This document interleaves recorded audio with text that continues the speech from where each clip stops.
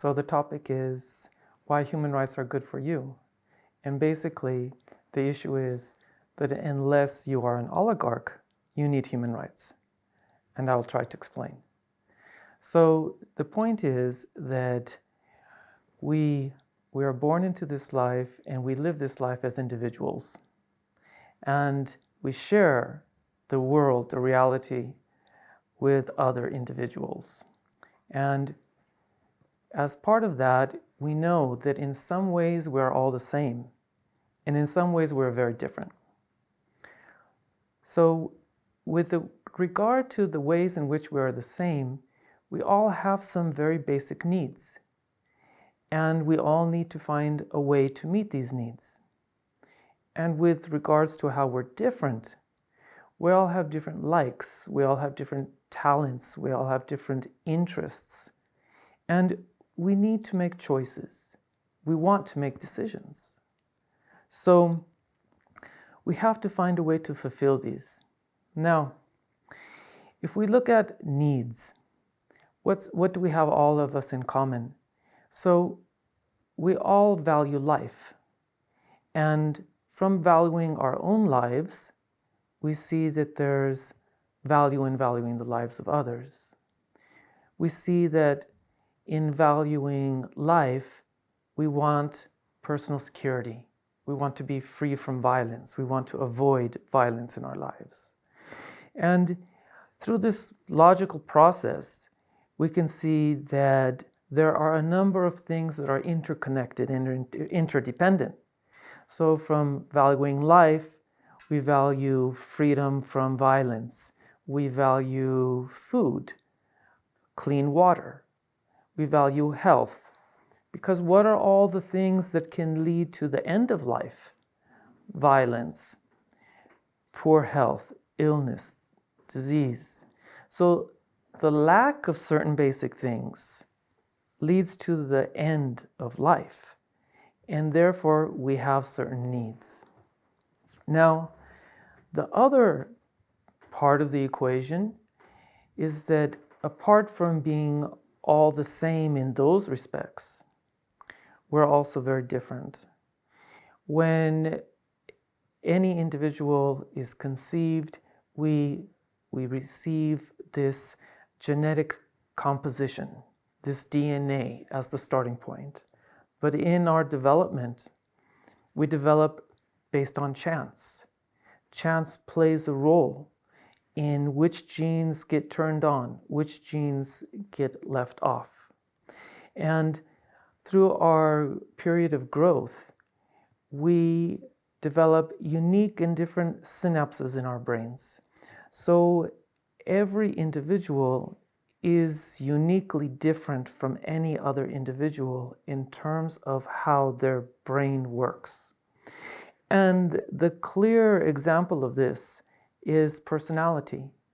You know yourself and you know others, you know your friends, not only by the physical manifestation of a person, but you know these people by their personalities. And part of that dynamic can be something such as very simple from different tastes, different likes about different foods, about different activities, what someone finds enjoyable. And two things that are even greater than that. What do they enjoy for work? What is their true calling? What is their vocation? So, because we're all very different, we need to find ways to exercise choice. Exercising choice means to exercise a decision. And we are constantly doing this because as individuals, as conscious beings, we're always acting. We're always doing something in life. And so whenever we take an action, it represents a choice.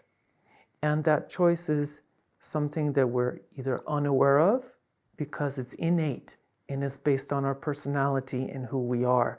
That dictated why we chose to act that way. And or it's conscious choice because we thought about it and we thought about what the options were. Anytime you act, you have taken an option because you could have always done the alternative. So our life is filled with choices. And these choices, we like to feel that we control these choices. We want to feel that we control our lives. We want to feel that we are acting out upon who we are. And that means that in order to make choices, you need freedom. So what I'm trying to explain is that in your daily life, you're constantly making choices which reflect a degree of freedom. And the more freedom that you have, the more decisions and choices you're making. And we always are looking for finding ways to feel that we're in control of our lives, because that is what is innate to our individuality. So there's things that we all need, and there's things that we want that are different. So how do we fulfill this?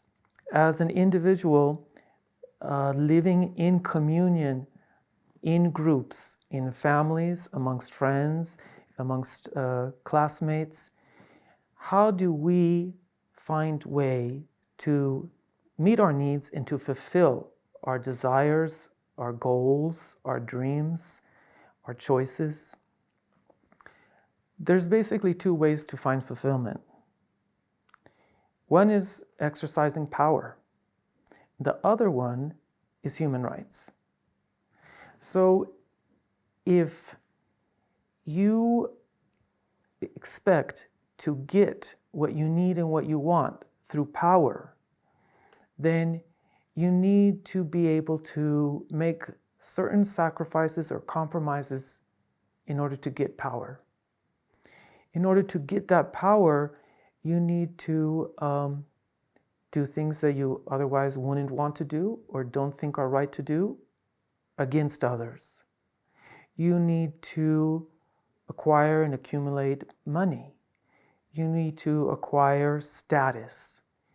You need to network with people who are also after power and also use different ways to acquire resources for themselves. So one way for you to get what you need and for you to get what you want to do with your life is through this dynamic, this power dynamic, which is prestige, money, power, and it's hierarchical. The issue with the hierarchy is that you are finding your place in a hierarchy in order to guarantee your needs and to reach some of your goals or be able to make some choices for yourself based on the fact that you are suppressing others. So you're using others in order to meet your needs and wants. But the trick about the hierarchy is that it's a pyramid, and if you're standing on someone else's head, someone is standing on your head. You are never free of hierarchy. In the hierarchy, you can fall if you don't keep climbing. And so there's this strong competitiveness, which means that all your needs and all your wants are met only temporarily, because at any moment, you can lose that. So that framework is not optimal because of the stress and because it is based on subjugating others in order to get what you want. And it's based on the fact that you are also subjugated. You are not really obtaining all your dreams and all your needs because someone else is taking advantage of you. To what extent are you really in control of your life when you're within that type of a hierarchy? The opposite of that is the cooperative mechanism, which is human rights. Human rights says that each and every individual has a right to life. Human rights says that each individual is born free, meaning that we recognize that individuals have choices to make and make choices. And in connection with those two things, human rights sets up a cooperative mechanism by which we can obtain our needs and wants jointly, mutually, with others. So the way this happens is that it's based on social reciprocity, which is foundational in human evolution. Humans have always succeeded in groups. We are social beings. And the way that we succeed in groups is because we use groups to cooperate.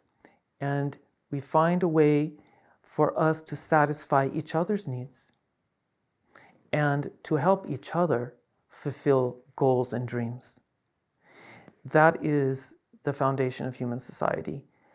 And if you look at the science behind it, you can look at evolutionary psychology, which came to the premise that cooperation amongst humans is of a higher level than most other organisms, and it's reflected in a collective childcare. We are willing to care for the youth, the young of the group. We are willing to make sacrifices for the group. We are willing to help each other because working in a group, we increase the value of the group, the survival rate of the group, the better conditions of the group. And whenever the group is doing better, each individual in the group is doing better. So that is a very basic nature of humans. And there's another term, social reciprocity. Well, we actually enjoy doing things for each other. Science has shown that when you act kindly or when you do something for someone else, your endorphins go up. So there's a physiological mechanism which actually encourages individuals to act cooperatively in the group. And one thing that emerges from this is our ability to believe in concepts, to believe in abstract ideas, and then change our behavior in order to make those things real. So the fact is, there are no groups unless we choose to identify and recognize it as a group. That's an abstract concept. So it starts with the concept of the family. Everyone exists as an individual, yet we put a layer over this of the family. We put a layer over this of, at one time, the tribe, the neighborhood, the community, and we go up and up to the nation. So we are constantly identifying groups, courses, classmates, etc. So the point is that we have the ability to create an abstract ideal, and then we believe in that idea and we change our conduct accordingly, and that makes it real. So we believe in groups. We say that each and every one of us is an individual, but there's a family. That family is how big, how small, how many individuals does it include? It depends on who we decide is the family. And we define these groups and we create these groups. We change our behavior to make it real, or we change our behavior to make it not real. And it's the same with human rights. So with human rights, we decide that each and every individual has a right to life. That means that as an individual, I have it. Each and every individual has freedom of expression. Now I have that right. That right exists so long as we all believe it. We all believe it, we change our behavior to respect it. So the social reciprocity is, I believe that I have a right to be free from violence, a right to personal security. I respect that right. I respect that right as to you. Because I respect that right with regard to you, and you respect that right with regard to me, it exists. And we add everyone else to it. So rights exist when we believe they exist, when we act respecting the right itself. and when we act to protect it. So one thing is that I have the right, and if my right is being violated, I can make a claim. I claim that I have something belongs to me, it must be respected, whether it's my right to health or my right to education. So the fact that it's a claim allows me to call it my own and to defend it for myself. But when I see the rights of others not being respected, that makes the right, weakens the right. The right itself becomes weak the more that it is disrespected. And that means that even if the violations of the right are not with regard to me, it's weakening the right so that the one day that I might need it, I have less of a claim. Who really cares about the right to education? We see that everyone's right to education is violated. We see that everyone's right to health care is violated. So if everyone's right to health care is violated, the right itself is weak, flimsy. Then my claim is less when I'm the one that needs to rely on that right. So human rights are a cooperative mechanism in which we engage in a method of articulating what we need and what we all need. What we all need in order to fulfill ourselves as individuals. And then we have to change our behavior in order to respect the right as it applies to each and every one of us so that it grows, that it is strong, that it is recognized. And then I have that right. And this is something that we achieve without money, without power, without prestige, without having to subject anyone else to something worse. And it's also a system which is not only good for me as an individual, but for the community as a whole. So, Nobel Prize winner Amartya Sen, in his book Development as Freedom, lays out, explains that a developed society is a collective of developed individuals. This is perfect sense. Where do you want to live? Who do you want your neighbors to be? Who do you want to be your colleagues? Who do you want to be your countrymen or co-patriots? So if you seek to develop yourself, you also want to live amongst others who are self-developed. And the way that people developed is that they exercise their rights and they exercise their choice. So Amartya Sen explains that for the individual to develop, the individual needs to understand what their inner truth is. And they have to make choices to grow and express that inner truth. Some people are good in math. They want to study math. Here, I had a student some time ago whose parents decided that she would study violin because they couldn't afford for her to study law. All of her life, she wanted to study law. They sent her to study violin because it was appropriate for her gender. But she knew what she wanted. And so she spent 4 years in the conservatory studying violin, only to graduate and then pursue a career on her own in law. And now she is a lawyer, and now she is self-fulfilled. She is a person that was delayed in her ability to truly pursue her vocation, her inner strengths. But she still finally made the choice and made the sacrifice to pursue it and was able to achieve that. So I want to live in a society where people are fulfilled, where individuals grow and develop themselves. But we need to guarantee rights to each other. We need to guarantee freedoms to each other so that each individual can discover themselves, because we're each different, and develop ourselves in each in our own way, so that as a collective, we're a group of developed individuals which now makes us a developed society.